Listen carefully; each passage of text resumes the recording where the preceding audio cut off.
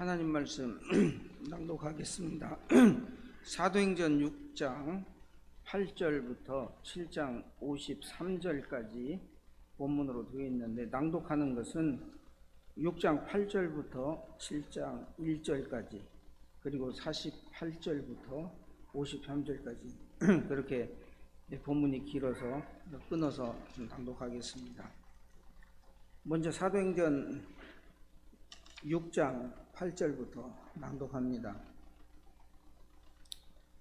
스데반이 은혜와 권능이 충만하여 큰 기사와 표적을 민간에 행하니 리버디노, 구레네인, 알렉산드리아인, 길리기아와 아시아에서 온 사람들의 회당이라는 각 회당에 어떤 자들이 일어나 스데반으로 더불어 변론할세 스데반이 지혜와 성신으로 말함을 저희가 능히 당하지 못하여 사람들을 가르쳐 말시키되, 이 사람이 모세와 및 하나님을 모독하는 말하는 것을 우리가 들었노라 하게 하고, 백성과 장로와 서기관들을 충동시켜 와서 잡아가지고 공회에 이르러 거짓 증인들을 세우니 가로되, 이 사람이 이 거룩한 곳과 율법을 거스려 말하기를 마지 아니하는도다.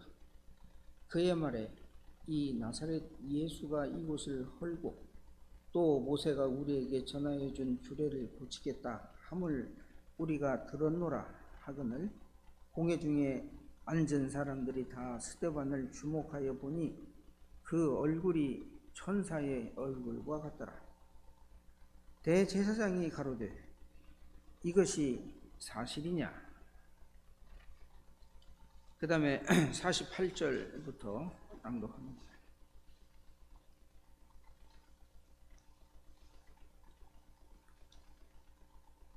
그러나 지극히 높으신 이는 손으로 지은 곳에 계시지 아니하시나니 선지자의 말한 바, 주께서 가라사대 하늘은 나의 보좌요 땅은 나의 발등상이니 너희가 나를 위하여 무슨 집을 짓겠으며 나의 안식할 처소가 어디뇨?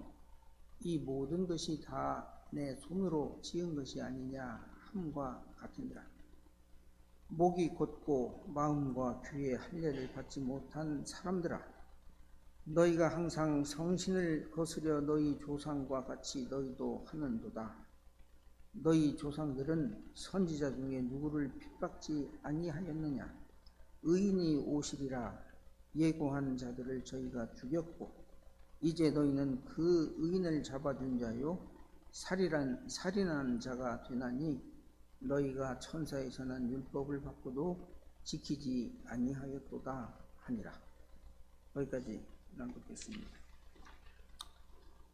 이제 김병규 목사님 나오셔서 이것이 사실이냐 묻는 이들 앞에 서 있는 교회라 하는 제목으로 말씀을 전하겠습니다. 잘 아시는 대로 김병규 목사님은 광주 남부교역교회 목사님이십니다. 이제 나오시겠습니다.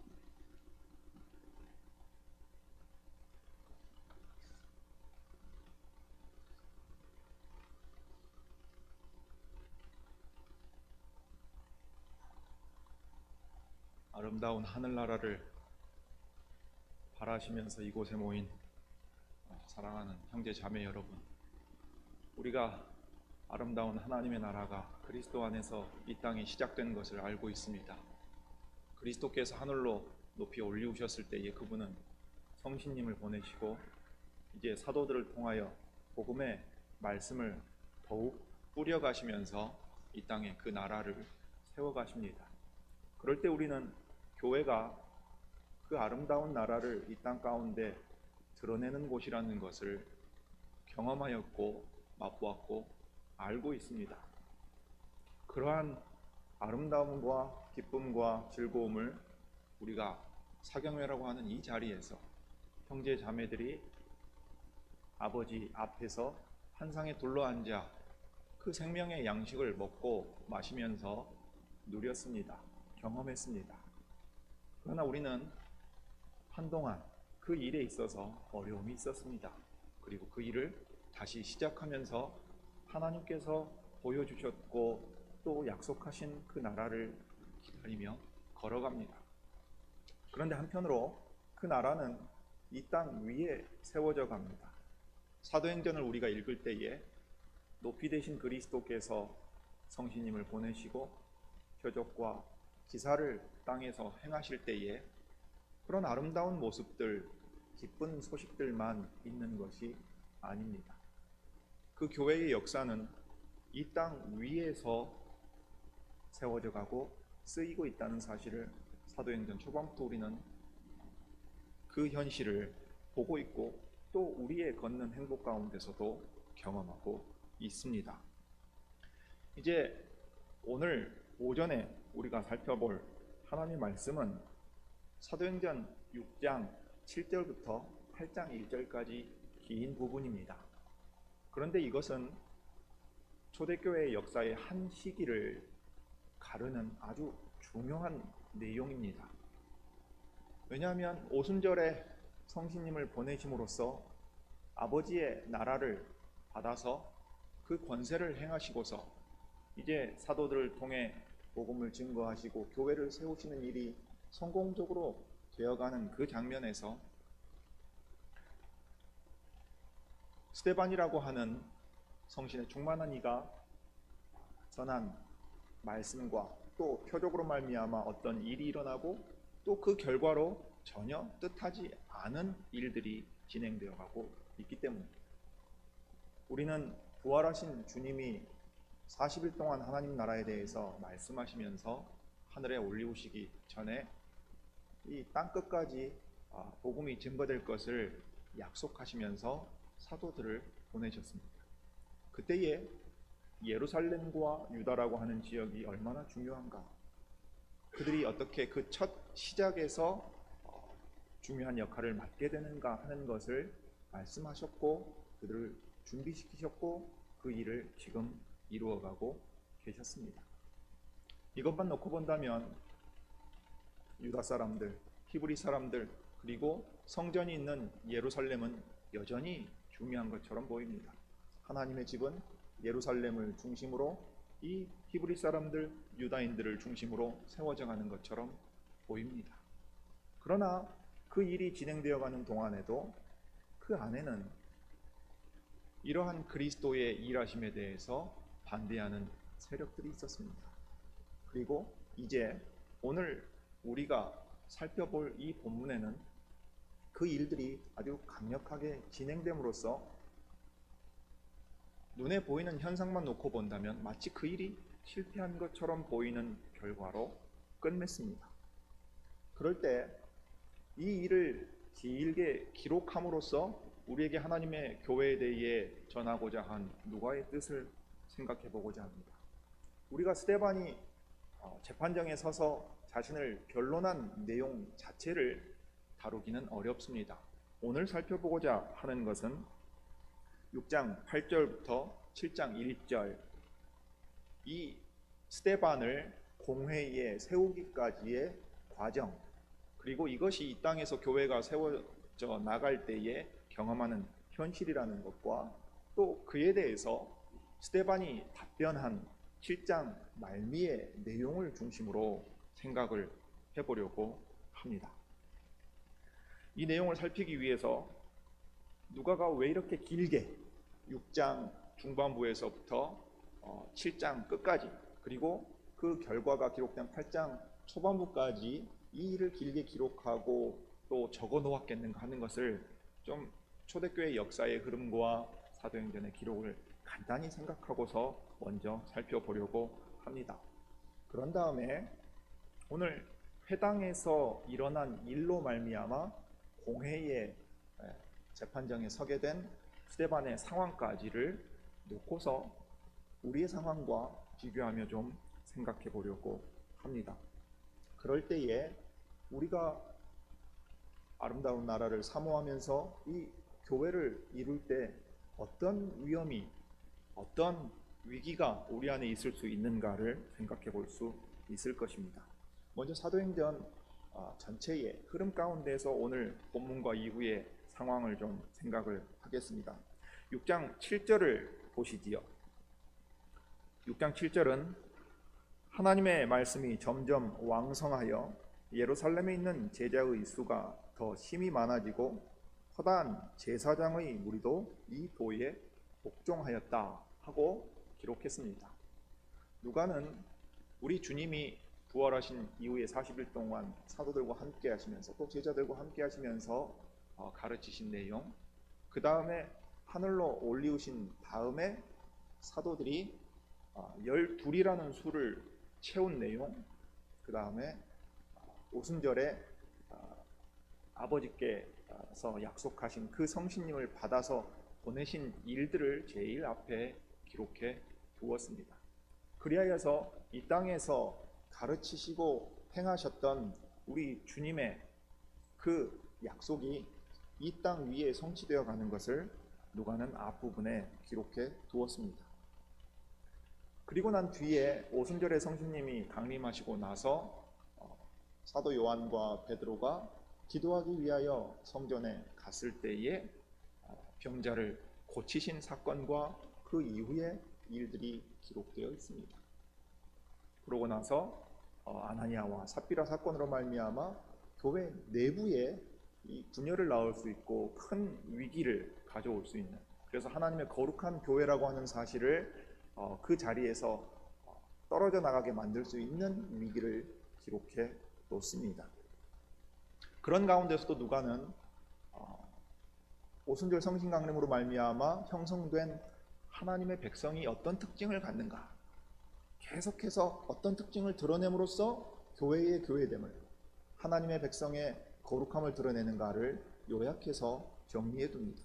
그런 방식으로 몇 차례 기록한 것이 이제 6장 7절에 오면 하나님의 말씀이 점점 왕성하여 예루살렘에 있는 제자의 수가 더 심히 많아졌다 하는 기록으로 이제 이 예루살렘에서 사도들을 중심으로 한 복음 전파 사역의 결과를 요약해서 정리하고 있습니다. 이렇게 하나님의 말씀이 점점 왕성하여졌다 했습니다. 이전에 흥왕하였다고 번역하기도 하고 그랬는데 이 점점 왕성했다 하는 말은 씨앗이 뿌려져서 자라갔다는 말입니다. 이것은 복음서에 기록된 말씀을 생각나게 합니다. 씨 뿌리는 자가 씨를 뿌리러 나갈세. 특별히 사도행전을 기록한 누가는 그 말씀의 중요성을 자신의 복음서에서 아주 중요한 위치에 배치를 해놓았습니다. 그리스도께서 이 땅에 오실 때에 하나님 나라의 씨, 복음을 뿌리기 위하여 오셨습니다. 그리고서 땅 위에서 자신이 친히 제자들, 사도들을 훈련시키시면서 뿌리셨고, 이제 그 말씀의 씨가 하늘에 오르셔서 성신님을 보내신 다음 사도들을 통해 뿌리시면서 예루살렘에서 자라가고 있는 모습을 보여줍니다.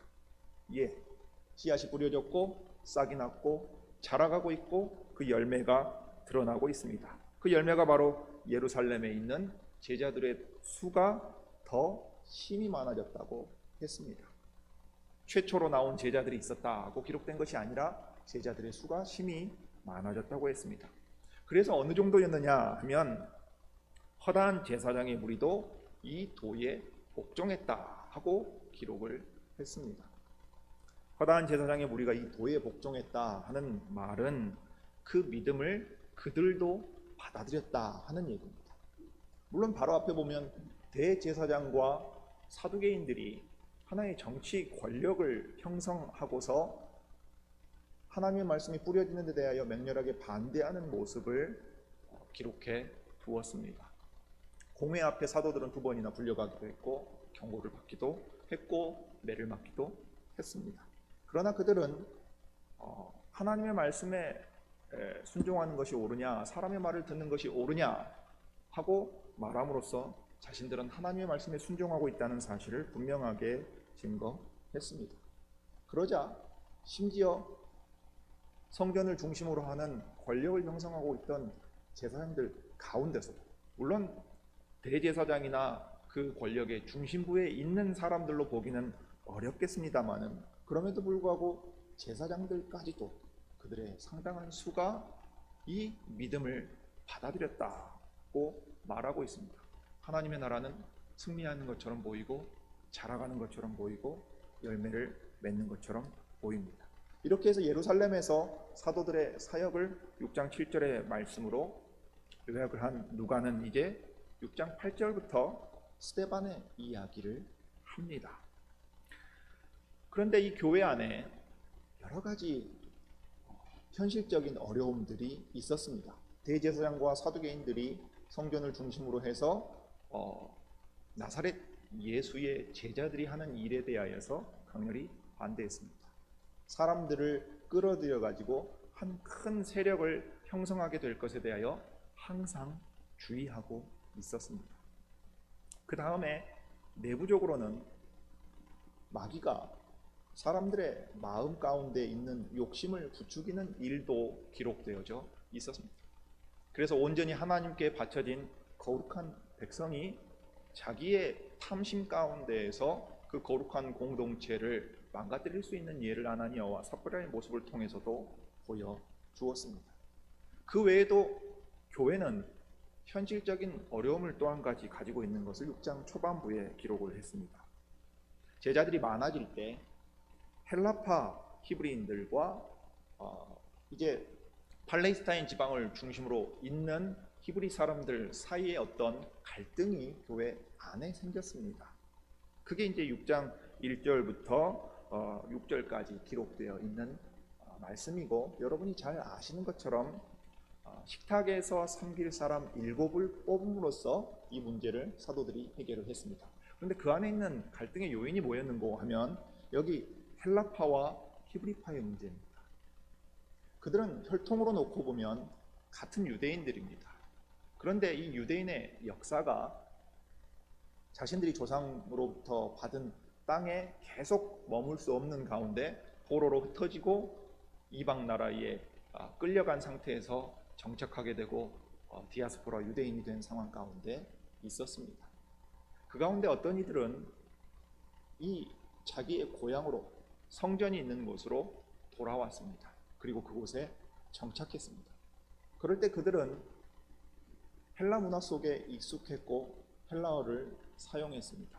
그러나 그들이 돌아온 땅은 이 팔레스타인 지방에 기존에 정착하고 살던 사람들이 중심이었고 그들을 중심으로 공동체가 더 형성되어 있었습니다.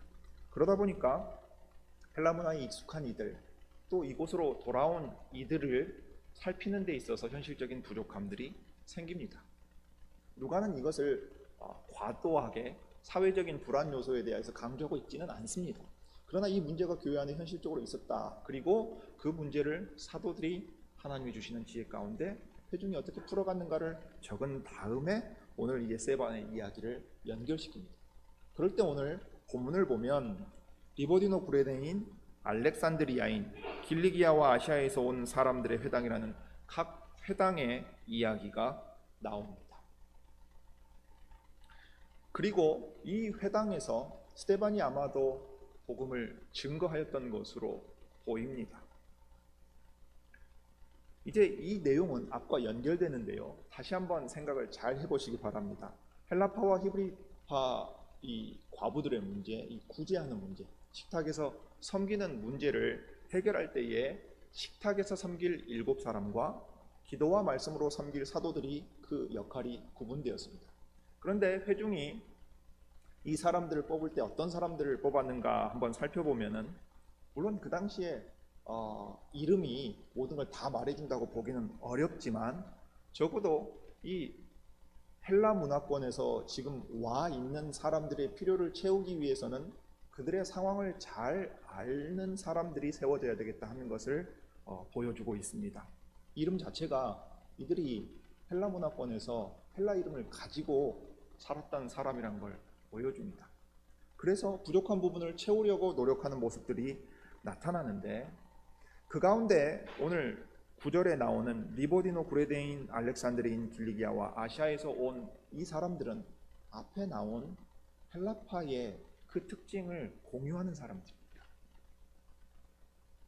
그런데 여기 리보디노 구레네인이라 할 때에 이 리보디노라는 말은 뒤에 나오는 구레네인, 알렉산드리아인, 길리기아와 아시아에서 온 사람들과는 다른 구분입니다. 왜냐하면 이 리버디노는 리버티노스라고 하는 그 그리스 말에서 지금 한글로 음력을 한 건데, 이 리베르티노스라고 하는 거, 이 복수형으로 되어 있습니다만은 이것은 라틴어를 그리스어로 음력한 겁니다. 그러니까 로마의 문화 아래서 있던 어떤 특징이 그리스어로 표현돼서 여기에 나와 있는 것이고요. 뒤에는 이제 지리적인 요소입니다. 키레네 지방의 사람, 알렉산드리아 지방의 사람, 길리기아 지방의 사람, 그 다음에 아시아 지방의 사람들입니다. 그러면 뒤에 지리적인 요소와 구별되는 여기 리버디노라고 하는 것이 구레네인에만 해당되는 게 아니고 이 네 종류의 지리적인 구분에 해당되는 사람들에게 모두 적용되는 말입니다. 그래서 성경 번역본을 여러분이 살펴보시면 영어 성경 같은 경우는 이것을 조금 다양하게 번역을 했습니다. 그런데 분명한 것은 여기 리버디노라는 말, 이것은 사회적인 어떤 특징이 구레네 사람, 알렉산드리아 사람, 그리고 길리기아와 아시아에 온 사람들 모두에게 적용된다는 얘기입니다. 이 사람들이 누구겠는가 생각해보면 학자들의 주장에 따르면 주전 63년경에 로마의 폼페이우스 장군이 이 유대인들을 사로잡아서 로마로 끌고 갑니다. 그래서 로마의 노예로 끌려가게 되는데, 이 사람들이 자신의 종교적인 열심이 아주 특별해가지고 종교적인 예식이나 행위와 관습을 고집을 합니다. 그래서 이 사람들이 나중에 자유를 얻게 되고, 자유를 얻은 뒤에는 로마에 정착할 뿐만 아니라 아프리카나 다른 지역들로 흩어지게 됩니다. 그래서 여기 리버디노라 한 말은 본래 무슨 뜻이냐면 해방된 자유민이라는 뜻입니다. 전에는 노예 상태에 있었으나 그가 자신이 친히 속전을 지불하고 해방을 얻었든지, 또는 주인이 호의를 베풀어 가지고 자유를 얻었든지, 아니면 국가적인 시책에 의해서 어떤 절차를 밟았든지 간에 그들은 전에 노예 상태에 있다가 이제는 자유 시민이 되어서 로마의 시민권을 얻은 사람들이었습니다. 그래서 로마의 통치 아래에 있는 도시들로 흩어졌던 사람들이 바로 이 리버디노라고 말할 수 있습니다. 그 사람들이 예루살렘으로 돌아왔습니다. 예루살렘에 돌아와서 그들은 회당을 세웠습니다. 기도처소를 세웠습니다. 하나님의 말씀을 읽고 듣고 배우고 함께 기도하는 예배의 공간에 모이기 시작했습니다. 그런데 그들이 모일 때 예루살렘에 있는 다른 사람들의 회당에 섞여 들어간 것이 아니고, 이러한 헬라 문화권에 익숙하고 전에는 노예였다가 해방되어서 자유시민이 된 사람들이 중심이 되어가지고 회당을 세우고 모이기 시작했습니다. 그런 역사적이고 사회적인 특징이 그들의 회당에 고스란히 반영되어 있었습니다. 그래서 누가는 여기 리버디노 구레네인, 알렉산드리인, 길리기아와 아시아에서 온 사람들의 회당이라고 하는 특별한 회당들이 있었다고 하는 것을 기록하고 있습니다. 그렇다면 이런 사람들이 회당에 함께 모였을 때에 어떤 특징을 지닐 수 있었겠습니까? 이 사람들은 종교나 정치 권력을 쥐고 있는 사람들은 아닙니다. 분명히 앞서 나온 대제사장들이나 서기관들과는 다른 사람들입니다. 그런데 그들이 보여주는 큰 특징 중에 하나는 종교적인 열심입니다. 여러분이 한번 생각해 보십시오. 여러분이 사할리는 하와이로, 지금 고향 땅에서 밟아보지 못할 아주 먼 곳으로 강제 이주를 당해 가지고서 고향에 돌아왔다고 했을 때에 그들의 마음이 어떠하겠습니까? 그런데 그렇게 이주하고 돌아올 때의 근본적인 동기가 어디에 있었는가 할 때에 예루살렘 성전이 있는 곳, 하나님이 계시는 곳으로 나는 반드시 돌아가야 되겠다. 나를 노예에서 해방시켜 주시고 하나님의 성전이 있는 이곳으로 돌아오게 하신 하나님께 감사드린다 하고 회당 자체가 이 해방된 자유시민들의 회당이라는 이름으로 세워졌다고 치면 그 세대에, 그리고 그 자녀와 자녀손 세대의 이 회당은 어떤 특징을 지니겠습니까? 저 성전이 있는 예루살렘을 그토록 사모하는 마음이 절절할 것입니다. 그들의 조상이 어떤 역사적인 과정과 어려움을 이겨내면서 또 겪어가면서 이곳으로 돌아왔는지 계속해서 들려주고 이야기했을 것입니다. 그리고 그들은 그것을 자기들의 정체성으로 삼았습니다. 그래서 그들은 그 누구보다도 종교적인 열심이 강했던 사람입니다. 내가 세상 그 어디에 흩어져 있을지라도 로마의 시민권을 가지고서 이전의 노예 상태와 비교할 수 없는 자유와 또 안정을 누리고 이제 제법 경제적인 여유도 생겼다 할지라도 나는 그 모든 것을 버려두고 여기 예루살렘으로 와야 되겠다. 성전이 나의 인생의 중심에 있다 생각하는 사람들이었습니다. 또한 그들은 모세가 전해준 율법이야말로 로마 황제의 명령이나 칙령이나 법이나 다른 어떤 것과 비교할 수 없는 권위를 지니고 있다고 그 마음에 생각했던 사람들입니다. 자녀들에게 그렇게 가르쳤습니다. 이들은 열심으로 치면 당대에 있어서도 구별될 만한 대단한 열심을 가진 사람들이었습니다. 그런 그들이 회당에 모였을 때에 얼마 전에 있었던 일들을 잘 기억할 것입니다. 나사렛 예수라고 하는 이가 많은 무리를 미혹해 했다. 그리고 그의 최후가 어떻게 비참하게 끝맺었는가 하는 이야기도 잘 알고 있었을 것입니다. 그들이 생각할 때에 최근에 일어난 일련의 사건들 가운데도 이 나사렛 예수와 그 일당에 대한 이야기는 주목할 만한 이야기였을 것입니다. 왜냐하면 그들이 거짓된 가르침으로 사람들을 미혹해서 큰 세력을 이끌었고 결과적으로 이 민족의 종교와 그 다음에 명운에 있어서도 심각한 영향을 끼칠 만큼의 그런 일이었다고 생각하고 있었을 것이기 때문입니다. 이런 열심을 가진 사람들 사이에 스데반이 들어갔습니다. 스테파노스라는 말도 그리스식의 이름입니다. 그들의 문화와 상황을 충분히 공감하고 그들의 열심도 알고 있었습니다. 스데반은 그들의 회당에 갔을 때에 무엇을 전했는지 본문 자체는 말하고 있지 않습니다. 그런데 분명한 것은 이후에 스데반을 향하여 제기된 이 제목에 언급된 내용을 보면 나사렛 예수에 대해서 전했습니다. 그 나사렛 예수에 대해서 전할 때에 성전과 율법에 대하여서 가르쳤다 하는 것을 생각해 볼 수 있습니다. 그런데 이 리버디노 해방된 자유시민들이 모여있고 그들의 후예들이 그 회당을 구성하고 있는 이곳에서는 그 메시지를 받아들일 수 없는 사람들이 있었습니다.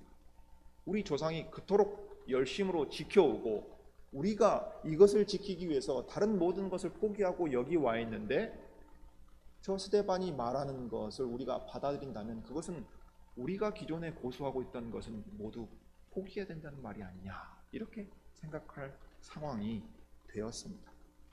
그래서 9절에 보면 이 리버디노인들의 회당에서 어떤 사람들이 일어나서 스데반으로 더불어 변론했다 하는 말이 나옵니다.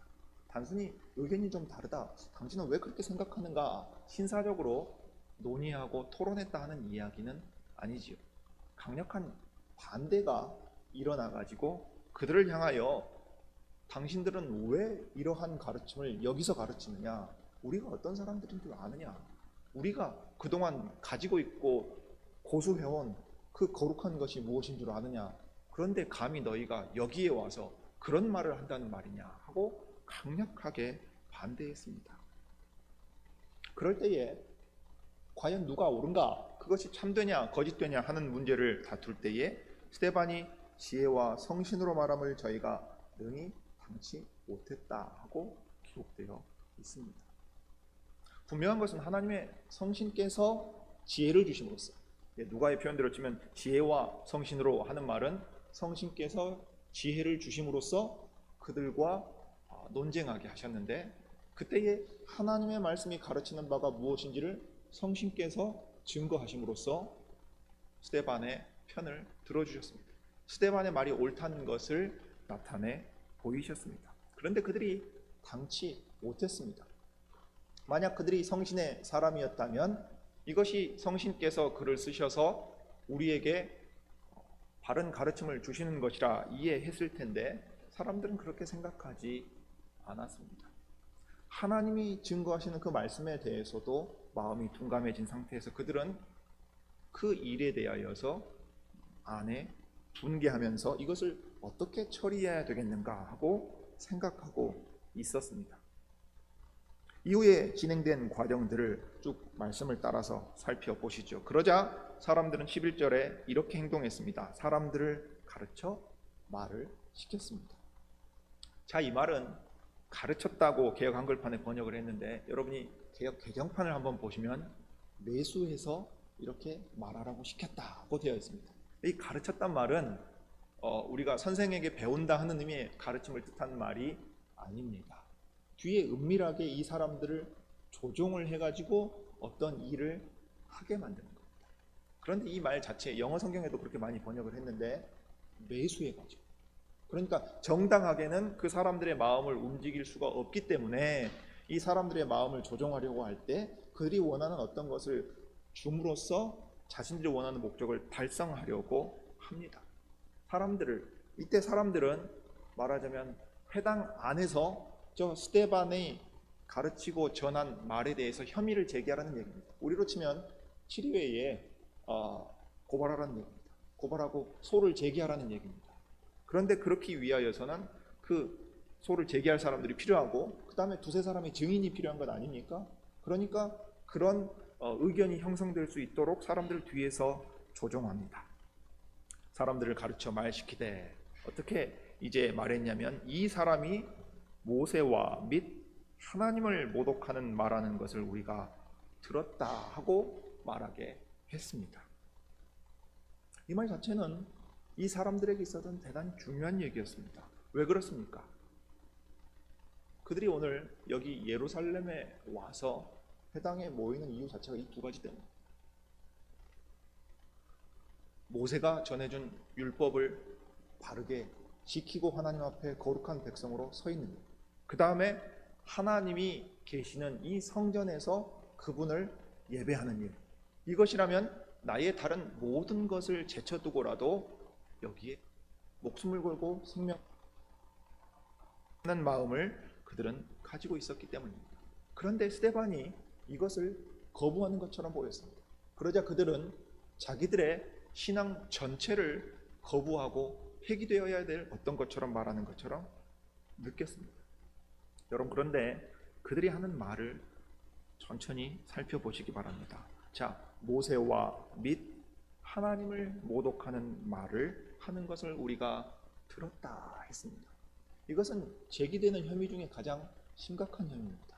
우리 주님을 향해서도 주님이 잡혀가시고 재판이 진행되는 과정 가운데 나타났던 모습이 똑같이 나타나는데, 그때 여기 하나님을 모독한다 하는 말은 그들의 종교에 있어서 가장 심각한 죄를 범하고 있는 겁니다.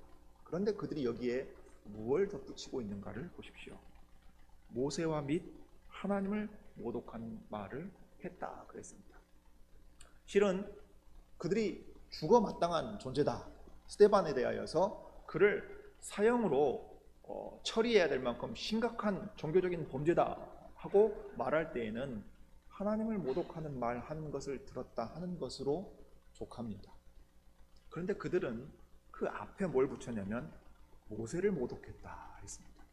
물론 사람을 향하여서도 이 모독한다 하는 말이 사용됩니다. 오늘날로 치면은 그의 명예를 심각하게 훼손했다 하는 것보다도 더 무게를 가질 수 있는 말일 텐데요. 그런데 그들에게 있어서는 모독이라는 말이 둘 다 적용됩니다. 모세와 및 하나님을 모독하는 말을 들었다 하고 말했습니다. 그러면 이렇게 말하는 데에 그들의 내면에는 어떤 생각이 있었다는 얘기입니까? 이 말 자체는 사람을 향해서 쓸 수 있는 말이에요. 그러니까 모세도 모독했고 하나님도 모독했다, 그냥 그렇게 지나갈 수 있는 말일까요? 이런 얘기가 아닙니다.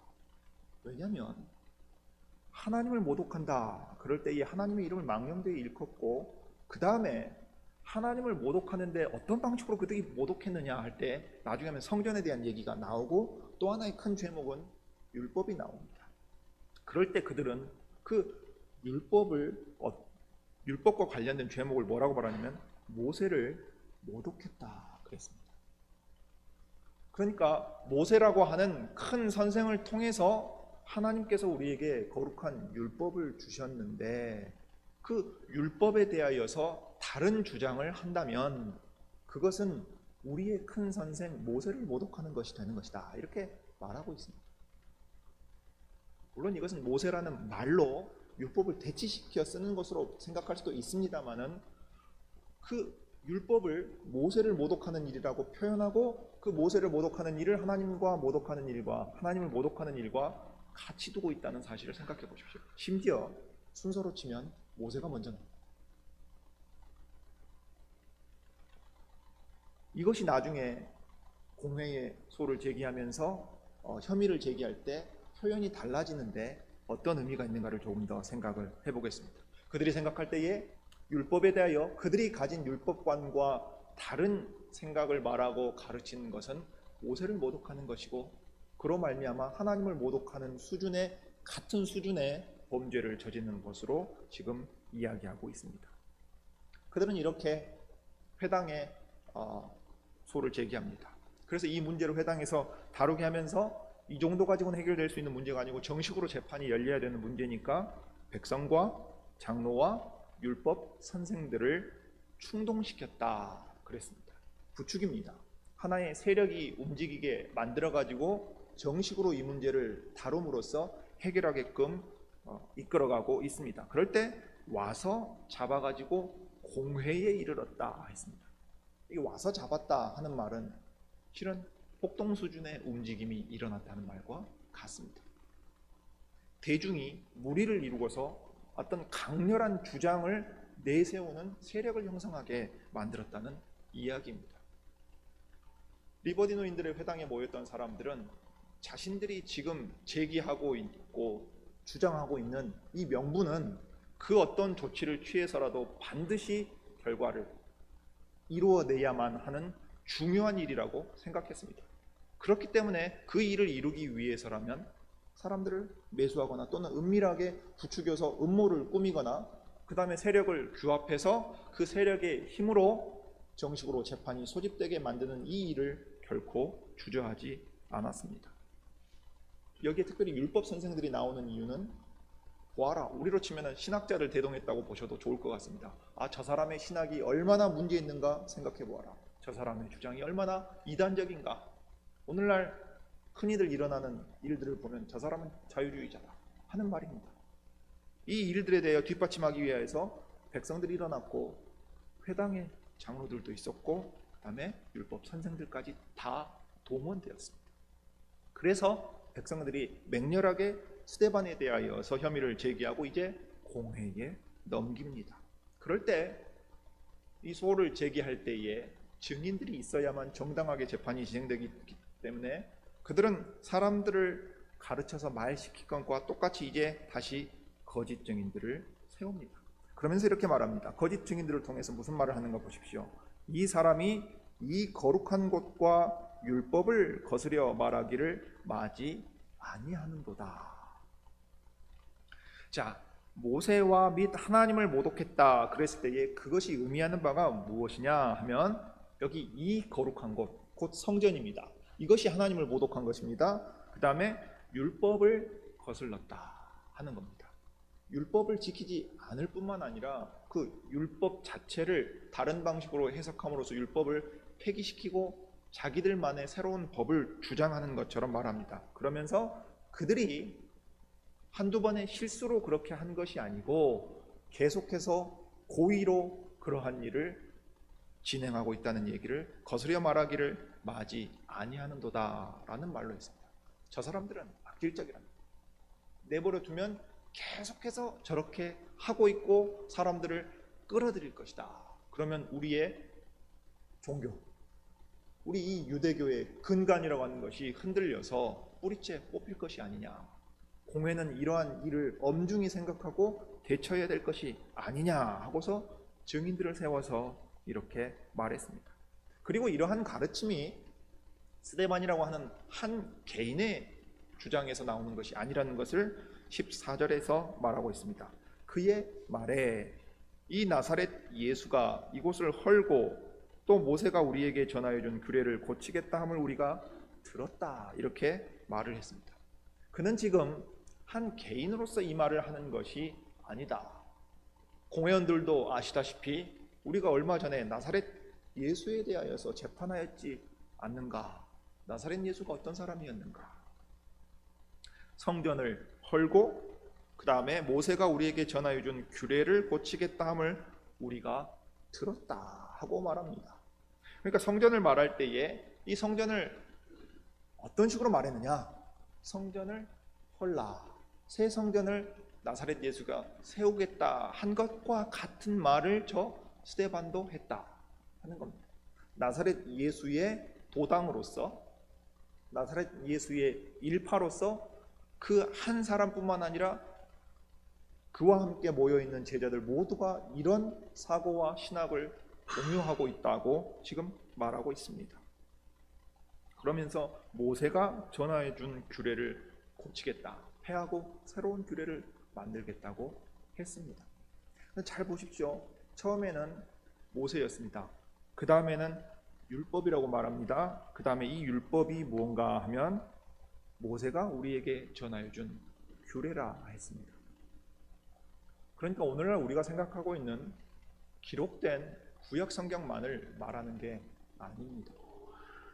모세와 및 모세의 자리에 앉아서 우리에게 전해 주었던 모든 규례들, 성문 율법뿐만 아니라 구전 율법과 그 율법의 해석들에 대한 모든 것들이 여기에 다 포함됩니다. 그러니까 자기들이 유대교라고 하는 종교 안에서 가지고 있던 두 가지 근본축, 성전과 율법인데, 이때의 율법은 모세의 자리에 앉아 옛 선생들이 가르쳤던 모든 가르침들을 다 포함하게 되어 있습니다. 그래서 이러한 것들에 대하여서 다른 말을 할 때에는 모세의 율법을 폐하는 것이고, 모세의 율법을 폐하는 것은 모세의 권위에 대하여서 도전하면서 그를 모독하는 것이고, 더 나아 이것은 성전에 대하여 모독하는 것과 함께 하나님을 모독하는 것이 된다 하는 논리로 점점 연결되어 있습니다. 율법만을 의미하는 것이 아니라 율법을 전하여 준 선생과 그 선생의 자리에 앉아 계속해서 준 가르침과 그 선생들의 권위가 나중에 가면 성전과 하나님의 권위와 동등하기까지 올라갑니다. 이런 모습이 그들 안에 있었습니다. 그래서 그들은 이 열심을 가지고서 그 열심을 공유하는 사람들이라는 특징을 보여주고 있는 것이 오늘 상황 가운데 기록되어 있지요. 이제 공회가 소집되었습니다.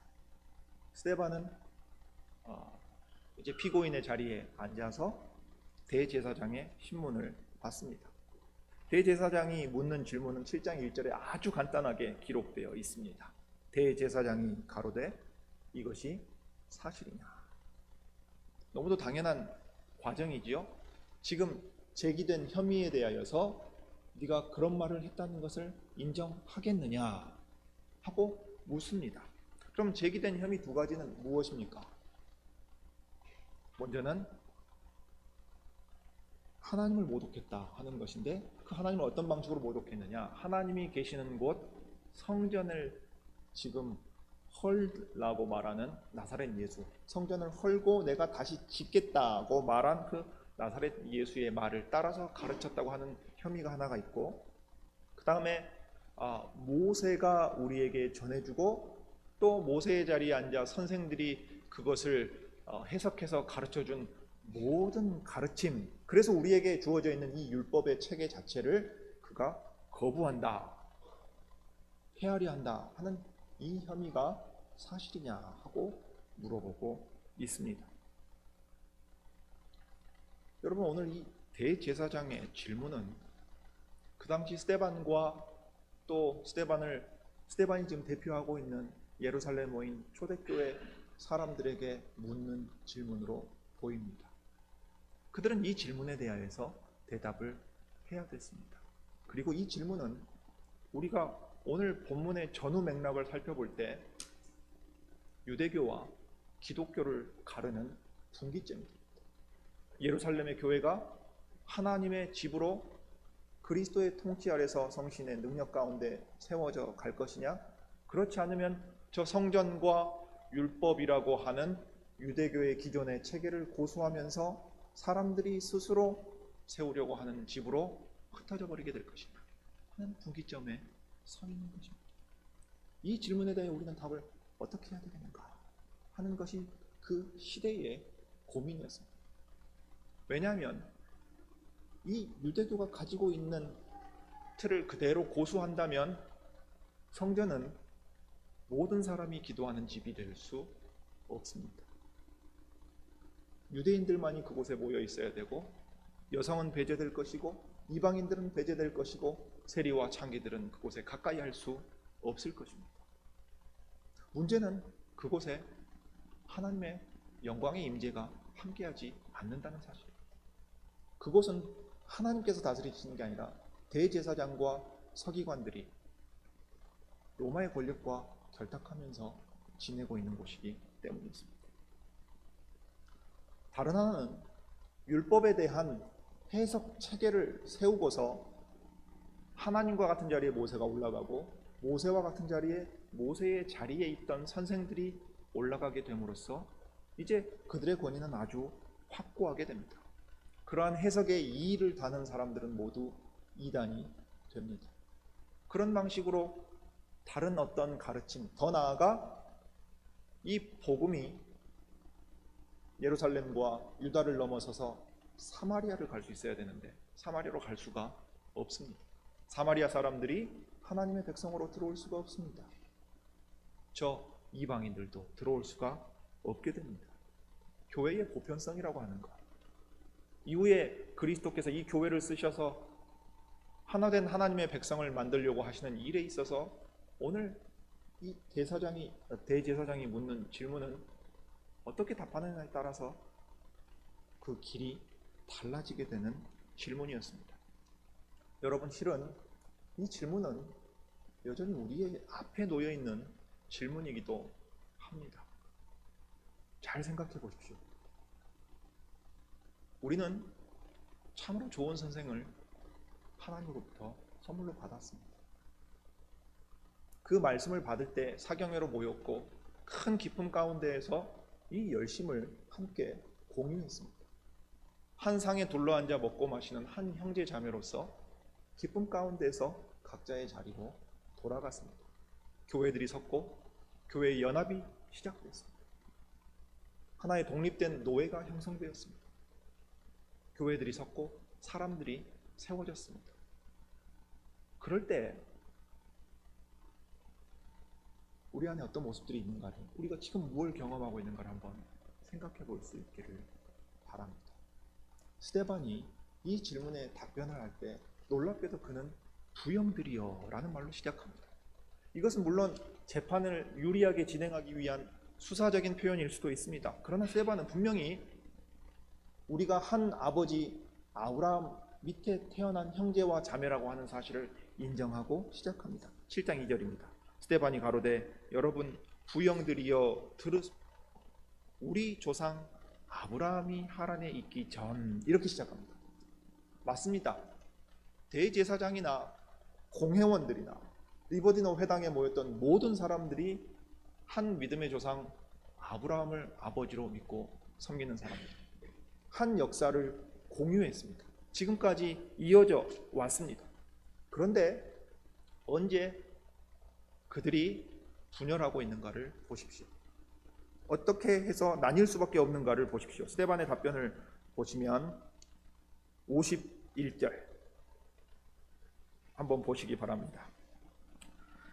48절부터 50절까지는 성전에 대해서 답변을 합니다. 하나님께서는 사람의 손으로 지은 집에 제한되지 않으신다 하고 말한 다음에 51절에 목이 곧고 마음과 귀에 할례를 받지 못한 사람들아, 너희가 항상 성령을 거스려 성신을 거스려 너희 조상과 같이 너희도 하는도다. 너희 조상들은, 그런 다음에 너희는. 스데반이 이 변론을 할 때에 분명히 우리가 한 믿음의 아버지를 가지고 같은 역사를 공유하고 이 길을 걸어왔음에도 불구하고 어느 시점에 있어서는 우리가 하나일 수 없다 하고 말합니다. 갈라져야 되겠다 하고 말하는 것이 아니라 이 지점에 있어서는 분명하게 하나님 앞에서 올바르지 못하다. 이 일에 대하여서는 나는 이 부분에 대하여 함께할 수가 없다 하는 것을 건드리는 지점이 무엇이냐면 목이 곧고 마음과 귀에 할례를 받지 못함으로써 성신을 거스리는 부분입니다. 선지자들을 보내심으로써 하나님께서 말씀하신 그 의인에 대하여서 너희가 받아들이지 못하고 있다 하는 그 지점입니다. 그런데 그것이 너희에게 어떤 방식으로 다가오느냐 할 때에는 성전을 고수하고 이 율법의 체계를 고수해야만 하나님에 대한 바른 신앙이 성립한다고 주장하는 데서 그런 것이 나타난다고 말하고 있습니다. 오늘 그들에게 선지자가 와가지고 여러 이야기를 하지 않았죠. 물론 스데반은 선지자와 같이 지금 말하고 있습니다. 그런데 그들이 선지자들의 말한 것을 듣지 않고 너희야말로 율법을 지키고 있지 않다는 것을 언제 드러냈는가 하면 선지자와 율법이 증거하고 있는 그 의로운 분을 잡아 죽임으로써 결과적으로 너희가 하나님 앞에 바른 모습으로 서 있지 않다는 것을 드러냈다. 너희 마음이 할례받지 못했다는 것을 드러냈다. 말씀을 듣고도 순종치 아니하고 있다는 죄 아래 있음을 드러냈다. 그 의인 그리스도에 대한 얘기를 너희가 거부하고 있지 않느냐. 그 그리스도를 말할 때에 내가 성전을 언급하고 율법을 왜 언급한 줄 아는가 하고 그가 전한 것이 7장 전체의 내용입니다. 여러분, 성경과 율법에 대한 반대가 오늘날 교회에 있을 거라고 생각하지는 않으실 겁니다. 그러나 이 성전과 율법이 그들 안에 어떤 의미로 자리 잡고 하나의 폐쇄 체계로 형성되어 있는가를 생각해 보시기 바랍니다. 성전이라고 할 때 그것은 하나님의 임재입니다. 그리고 하나님의 백성의 범위를 건드리는 문제였습니다. 오늘날 우리에게는 이것이 어떤 형식으로 다가옵니까? 제가 개혁교회를 우리나라에서 하려고 하는 분들을 만나기도 하고 지켜보기도 하고 그 교회에서 목회도 해봤는데 정말로 안타까운 일들을 많이 봅니다. 그들은 배교의 시대에 거룩한 교회로 분리해서 서야 된다고 생각했습니다. 그분들 가운데 제가 만난 이런 분도 계십니다.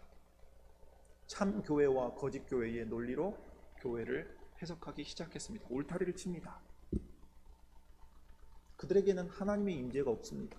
말하자면 그들은 성전 안에 접근할 수 있는 사람들이 아닙니다. 그 사람과 그 기준이 무엇인가 생각하면은 개혁신앙을 엄밀하고 제대로 받아들이고 있는가? 장로교회에 속해 있다고 그것이 참교회라고 말할 수 없다.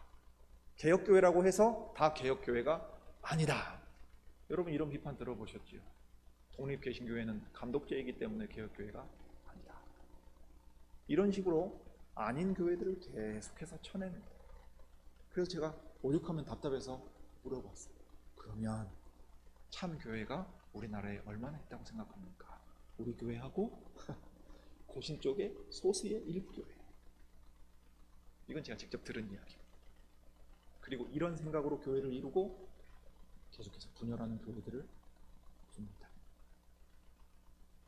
하나님의 임재가 아주 엄격한 신학적인 체계, 그것도 아주 소수의 사람들에게만 있다고 생각합니다. 성전의 이야기가 우리 시대는 이런 방식으로 적용될 수 있을 것입니다. 하나님은 저 사람들과 함께하는 것이 아닙니다. 아주 엄밀하게 바른 신학적인 체계를 가지고 우리와 같은 신앙을 가지고 있지 않으면 안 된다고 그 범위를 점점 줄여놓았습니다. 여러분 사도행전의 역사를 생각해 보십시오. 하나님의 뜻을 생각해 보십시오. 하나님의 뜻은 어디에 있었습니까?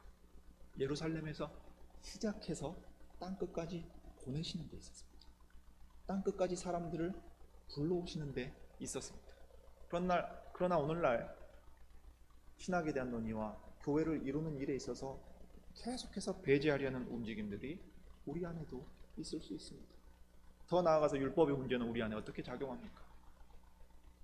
이것은 이 시대에나 또는 이방인과 유대인들이 하나 되는 문제에 있어서만 적용될 것처럼 보이지만 그들이 동일한 조상 아브라함을 가지고 있고 동일한 조상 모세를 가지고 있고 모세가 전한 율법을 가지고 있음에도 지금 우리와 너희가 나뉘게 되는 그 지점에서는 그들이 모세의 자리에 앉아있는 선생들 모세와 같이 더 나아가서 하나님과 같은 권위로 생각하고 있을 때 생겨난 일입니다. 그들의 가르침을 자꾸 하나라도 바꿀 수 없다고 생각합니다. 여러분 이런 경향은 위대한 선생이 나온 교회일수록 더 심합니다. 역사가 증거합니다. 루터 선생이 갑작스럽게 사망한 뒤에 저 독일의 루터파 교회가 어떤 일을 겪었는지 아십니까? 그들 사이에 이런 논쟁이 있었습니다. 누가 진짜 루터 선생의 제자냐? 그네시오 루터라는 논쟁입니다. 온건한 사람을 가리켜서 뭐라고 말했는지 아십니까? 너 칼뱅파 첩자구나. 크립토 켈비니스트라고. 너 루터 선생 제자라고 하면서 실은 칼뱅파지. 이렇게 해서 서로를 대적했습니다. 그리고 누가 그 주도권을 끌고 갑니까? 항상 목소리가 크고 센 소수입니다. 정통을 주장하는 사람들입니다. 그러니까 사회적인 현상 가운데도 나타납니다. 큰 선생이 있었을 때 그 선생이 전해준 하나님의 말씀에 그 마음을 쏟기보다 그 선생의 권위를 힘입어서 이후에 시스템이 형성되게 될 경우 실은 이 유대교가 걸어갔던 길을 우리도 똑같이 걸어갈 수가 있습니다. 그들은 이런 체계 가운데에서 사람들을 가리켜 이렇게 말할 겁니다. 당신은 율법을 폐하겠다는 얘기입니까?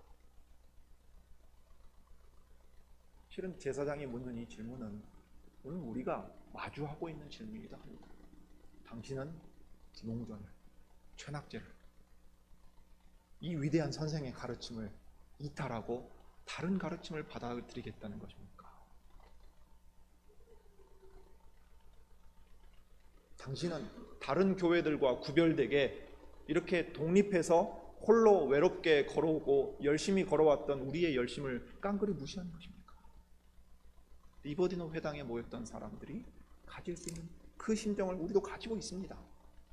그런데 문제는 어느 지점에서 떨어질 수 있는가를 생각해야 된다는 겁니다. 그리스도께서 왜 사도들을 예루살렘에 모이게 하셨습니까? 비록 그들이 흩어졌을지라도 사도들만큼은 예루살렘에 남아있게 하셨습니까? 8장 1절과 2절을 보십시오. 예, 예루살렘은 하나님의 성전이 있었던 곳이고 약속이 있는 곳입니다. 그러나 그 예루살렘이 그리스도 시대에 다른 지역과 구별된 어떤 지역이 되게 하지 않으셨습니다. 소위 말하는 평신도보다 직분자가 더 위에 있게 하지는 않으셨고 직분자들 가운데서도 사도가 제일 위에 있게 하지 않으셨습니다. 다 섬기는 자였습니다. 식탁을 섬기는 자, 기도와 말씀으로 섬기는 자. 그리고 그 사도들 가운데 베드로가 최고의 자리에 있지 않았습니다. 그들의 교회됨은 베드로를 중심으로 모여 있거나 예루살렘을 중심으로 모여 있다는 데 있지 않았습니다. 그리스도께서 하늘에서 성신을 보내시고 그 성신님으로 말미암아 한 마음으로 말씀을 기쁘게 받고 순종하고 죄 용서와 회개의 세례가 있고 그 안에서 말씀 가운데 거룩한 교통을 나누고 실제적으로 그리스도께서 다스린다는 사실을 구제를 통해 드러내 보여줌으로써 교회의 모습을 보였습니다. 그러므로 여러분, 만약 독립개신교회와 독립개혁 장로교회에 큰 선생들을 보내시고 참으로 귀한 말씀들을 주셨다면 그것은 우리에게 그 복음을 증거하고 가르침으로써 많은 사람들을 찾아가라고 주신 겁니다. 이것이 너무도 귀하기 때문에 우리는 저들과 다르다고 생각할 여지가 전혀 없습니다.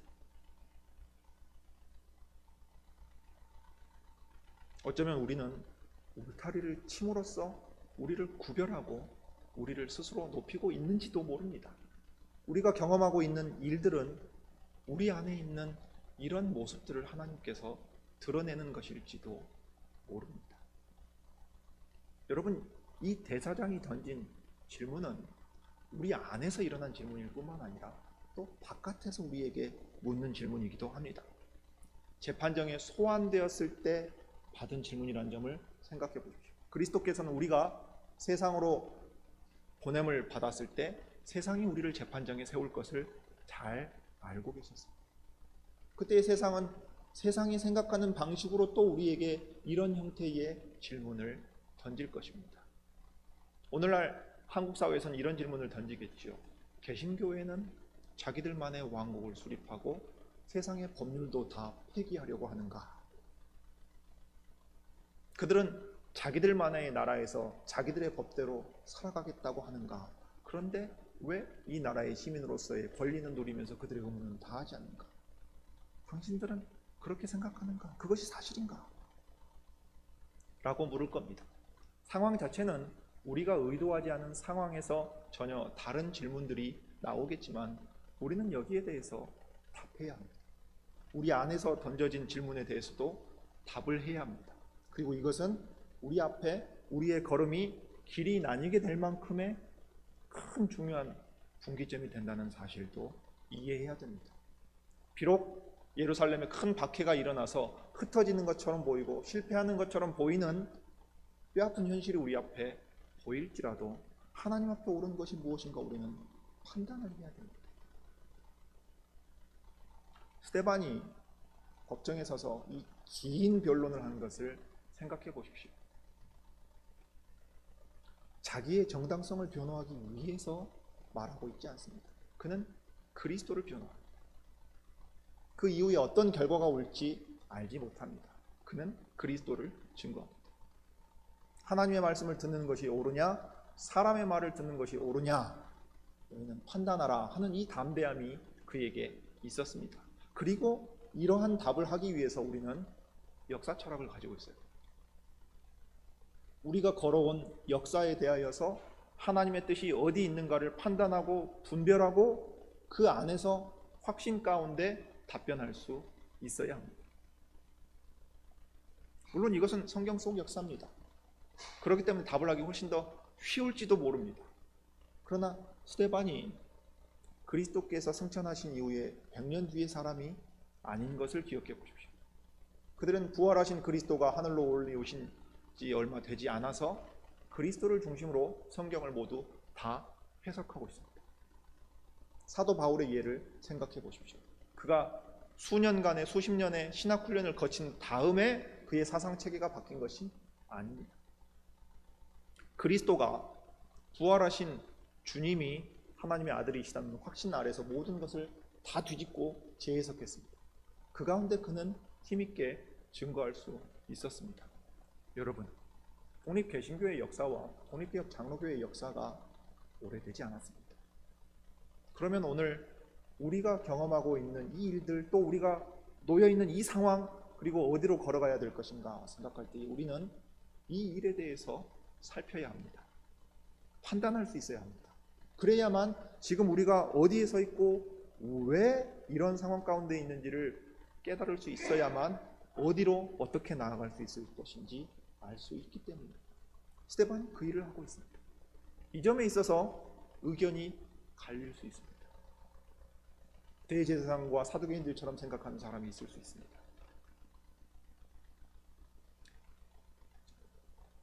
해방된 자유시민의 회당들에 모인 사람들처럼 생각할 수도 있습니다. 그 가운데 어떤 이들은 아나니아와 삽비라 같이 자기 욕심을 따라가는 사람들도 있을 수 있고 수많은 형태와 모습으로 여러 생각들로 나타날 수 있습니다. 그러나 우리는 어떤 모습을 가져야 되겠는가 오늘 본문을 가지고 생각할 수 있기를 바랍니다. 그러나 더 두려운 사실은 오늘 스데반과 같이 담대하게 답하고 걸어간다고 할지라도 우리의 걸음이 언제나 주 앞에 정당하다거나 의롭다고 장담할 사람이 아무도 없다는 점입니다. 우리가 가지고 있는 성경책 마지막에는 요한계시록이 있습니다. 요한계시록 2장과 3장에는 소아시아에 있는 7교회에 주시는 편지가 있는데 실은 계시록 전체가 그 교회들에게 보내시는 편지지요. 그럴 때 에베소 교회에 가장 먼저 편지를 보내셨습니다. 에베소 교회가 어떤 교회인가를 생각해 보십시오. 사도 바울이 복음을 증거함으로 세웠습니다. 장로들과 이별할 때에 눈물로 기도하면서 권면했던 교회입니다. 디모데를 보냈습니다. 그 이후에 주님의 사랑받는 제자 사도 요한이 주의 모친과 함께 정착했다고 전해집니다. 여러분, 위대한 선생을 가진 교회로만 치면 에베소 교회 같은 교회가 세계 역사에 없을 정도입니다. 그런데 그 교회가 무슨 책망을 받고 있는가 기억해 보시기 바랍니다. 그러므로 어디서 떨어진 것을 생각하고 회개하여 처음 행위를 가지라. 촛대를 옮기시겠다는 말씀이 나오는 것을 생각해 보십시오. 어디서 어떻게 떨어져 나가는가. 그 일을 우리가 살피지 못한다면, 그 뼈아픈 반성과 회개와 겸손함이 있지 않다면 제 아무리 오늘 대제사장의 질문에 바르게 대답하고 열매를 거둔 교회라고 할지라도 다시 떨어져 나갈 수 있다는 것을 항상 기억해야 됩니다. 개혁된 교회가 그 개혁이라고 하는 것을 과거의 훈장처럼 달고 있을 수 없다는 사실을 우리는 너무도 잘 알고 있습니다. 개혁된 교회는 개혁되지 않으면 안 됩니다. 그리고 그 개혁의 주체는 교회가 아니라 하나님이십니다. 우리는 개혁의 대상입니다. 개혁되었다 할 때 우리가 자랑할 것이 아무것도 없다는 거예요. 그래서 과업으로서의 개혁이 우리 앞에 놓여있지 않습니다. 우리가 만약 지금 부끄러움을 당하고 있고 슬픈 일을 경험하고 있다면 눈물을 흘리고 죄를 뒤집어 쓰고 슬퍼해야죠. 그런데 단순히 슬퍼하고 끝난다면 나아질 것은 아무것도 없을 것입니다. 여러분, 자녀들 양육할 때 시험 보고 나면 오답노트 쓰라고 그러시지 않는가요? 무엇을 왜 틀렸는지를 알아야 나중에 정답을 맞출 수가 있습니다. 고통스러운 일입니다. 이런 점수를 받은 것도 괴로운데 다시 그 틀린 문제를 살펴본다는 것은 얼마나 부끄러운 일입니까? 그러나 바둑 선수가 복귀하듯이 복귀하지 않는다면, 우리가 어느 지점에서 무엇을 잘못했는지, 왜 이런 상황이 나왔는지를 살피고 답을 하지 않는다면 우리 스스로 길을 잃어버릴 것입니다. 더 나아가 이제는 이러한 질문에 담대하게 답을 하기 어려울 것입니다. 그러므로 여러분, 이 경우는 잘못된 혐의가 씌워져서 재판에 억울하게 넘겨진 경우이겠습니다만, 더 적극적으로 살펴보자면 그리스도의 교회는 소망의 이유를 묻는 이들에게 답할 수 있어야 됩니다. 그 사람들을 정죄하거나 비난하거나 그들과 구별하기 위해서 답하는 것이 아니라 우리가 믿는 하나님이, 우리의 주인이신 그리스도가 누구신지, 왜 이 땅에 하나님의 나라가 교회라고 하는 형태로 주어져 있는지, 왜 우리는 개혁신앙을 받아들이고 개혁교회라고 하는 이름을 가지고 있는지, 왜 그것을 추구하는지 답할 수 있어야 됩니다. 그리고 그 답은 우리가 걸어가면서 지어내는 역사를 통해서 확인할 수 있습니다. 우리의 말은 개혁신학자들의 말을 쭉 읊을 수도 있고 체계를 만들어낼 수도 있고 말할 수도 있고 가르칠 수도 있습니다. 그러나 우리가 어떤 교회를 이루었고 우리의 중심에 무엇이 있는가는 그리스도께서 역사의 저울 위에 달아보실 것입니다. 이제 50여 년이 지났고 이제 30여 년이 차갑니다. 긴 역사가 아니죠. 두 세대가 지나가고 있을 뿐입니다. 이후로 어떤 역사가 지어질지 우리는 알지 못합니다. 그러나 우리 앞에 놓인 시간을 하나님이 주신 선물로 생각한다면 이제 우리가 어느 지점에서 있고 어디로 걸어가야 될 것인가 반드시 살펴야 됩니다. 우리들에게 귀한 선생님을 주신 하나님의 뜻이 어디에 있었는가, 그 선생의 뜻을 이어가는 것은 어떻게 하는 것이 참된 것인가, 그리고 이 모든 것 위에서 그리스도께서 우리에게 지금 주신 사명은 무엇인가 생각해야 됩니다. 우리의 고통과 괴로움과 슬픔과 아픔만을 바라고 있다면 우리는 미래를 볼 수 없습니다. 일어설 힘이 우리에게서 나오지 않습니다. 그러나 이 질문 앞에서 재판장에서 답변해야 될 뿐만 아니라 궁극적으로는 우리를 부르신 그리스도 앞에서 이제 너희는 어떤 역사를 어떻게 지어갈 것인가 라고 물으실 때 답을 해야 될 것입니다. 주께서 우리 교회에 은혜 주시기를 빕니다. 주께서 긍휼히 여겨주시기를 빕니다. 여러분, 저는 독립개신교회나 독립개혁 장로교회에서 자란 사람이 아닙니다. 제가 우스갯소리로 여러분 교회 선생님 중에 한 분에게 저는 이방인과 같은 존재입니다 이렇게 말을 했습니다. 저는 참으로 하나님께 감사드립니다. 남부개혁교회에 제가 목사로 위임받아 서 있다는 사실은 여러분이 어떤 길을 만들어 갈 것인가 하는 분기점에서 하나의 큰 선택을 했다는 것을 보여줍니다. 지금까지 우리가 가지고 있었던 어떤 것들 가운데서 부족한 것이 무엇이었을까 돌아보고 있다는 것을 보여줍니다. 저는 진심으로 독립개신교회와 독립개혁 장로교회가 이 시대의 사람들을 품을 수 있으면 좋겠습니다. 여러분들이 그토록 큰 고민 가운데 독립해야 되겠다, 홀로 서더라도 그 무엇도 의지하지 않고 그리스도만을 의지해서 교회를 세워주시기를 간구하는 그 심정을 다시 한번 가질 수 있기를 바랍니다. 거기에 그러한 아픔과 어려움과 슬픔을 경험하고 있는 이들도 품을 수 있는 넉넉함이 있기를 바랍니다.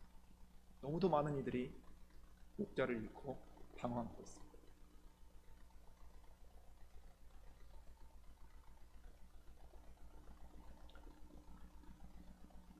제가 그렇게 20여 년을 방황했습니다. 날이면 날마다 교회 소개를 부탁받습니다. 날이면 날마다 교회에 있는 어려움을 호소하는 이들을 만납니다. 심지어는 신학생이고 심지어는 목회자입니다. 여러분, 이런 시대를 위해서 독립개신교회와 독립개혁 장로교회를 준비시키셨습니다. 만약 우리가 우리 앞에 던져진 질문에 답을 하지 못한다면 더 이상의 기회는 없을 겁니다. 이 질문에 답하고 이 질문 가운데에서 사람들을 품고 교회를 이뤄가라고 우리를 여기 세워주셨습니다. 주께서 우리를 이렇게 세우시고 또 우리 시대를 깨어날 수 있는 힘과 지혜와 사랑을 주시기를 빕니다. 기도하겠습니다.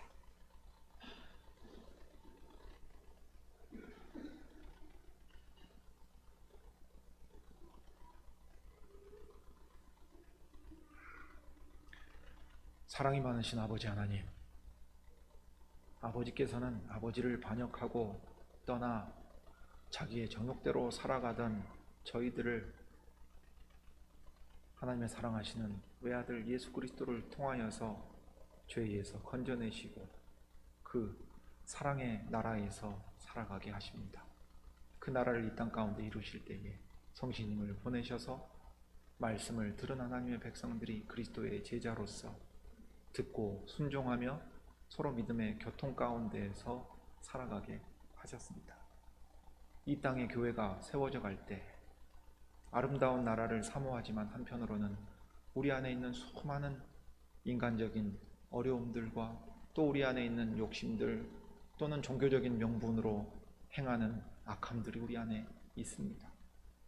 우리 스스로는 바르게 간다고 생각하지만 어느 지점에선가 떨어져서 하나님이 원하지 않으시는 길로 걸어갈 때도 있습니다.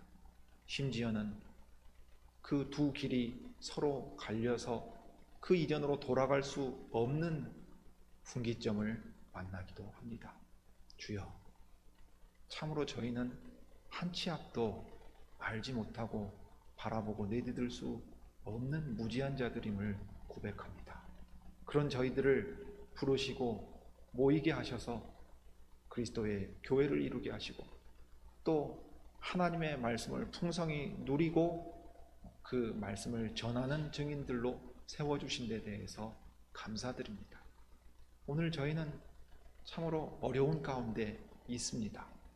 그러나 오늘 이 자리에 모여서 저희가 구하옵는 것은 하나님의 말씀이 저희의 영혼을 소생시키시고 또 저희의 부르심을 기억하게 하시며 넘어진 자들을 일으켜 세우시고 마음이 곤고한 자들을 위로하시기 때문입니다.